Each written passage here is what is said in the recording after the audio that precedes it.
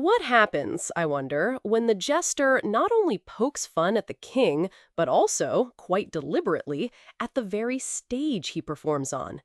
In an age where media consolidation and political pressure seem to tighten their grip, can true satire still thrive? Or does it merely become another cog in the machine? Recently, the return of South Park for its 27th season offered a rather pointed answer to that question, sparking a flurry of reactions, not least from the White House itself. This wasn't just another episode, it was a carefully aimed dart at both the current political landscape and, quite remarkably, at the very corporate entity that owns the network airing the show, Paramount. Now, the details of the episode are, as is often the case with South Park, deliberately crude and provocative. It depicted a version of Donald Trump, not only in bed with Satan, a callback to the show's earlier lampooning of Saddam Hussein, but also confronting allegations related to the Epstein case, and even having his teeny tiny manhood ridiculed.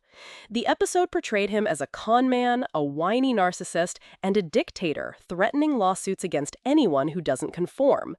And in a particularly biting sequence, Jesus Christ himself descends to South Park, not to offer divine intervention, but to warn the townspeople that they risk being canceled if they don't settle with Trump, echoing the fate of figures like Stephen Colbert. But here's where it becomes truly intriguing. This episode aired hours, perhaps even moments, after Paramount announced a reported $1.5 billion streaming deal with South Park creators, Trey Parker and Matt Stone.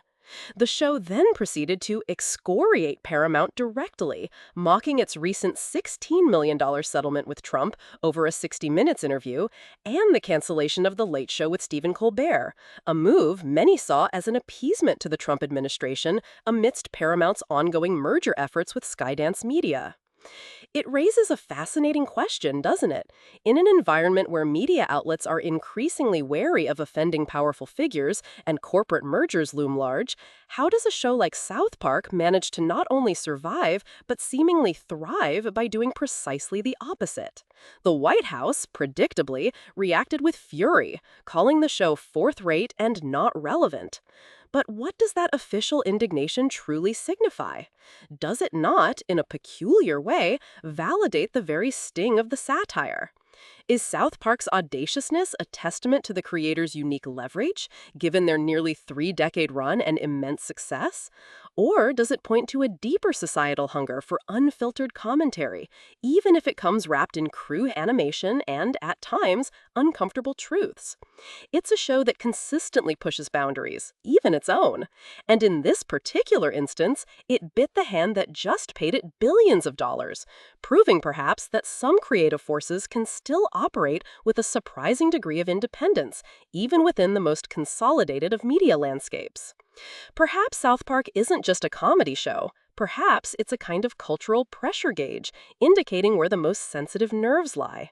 And what does it tell us about the current moment, when a cartoon about four foul-mouthed children becomes a central battleground for discussions about media independence, corporate power, and the very limits of political tolerance? It's a question worth pondering as we navigate a world where the lines between entertainment, news, and political maneuvering become increasingly blurred. If this was valuable, feel free to share or subscribe. I'll be back soon.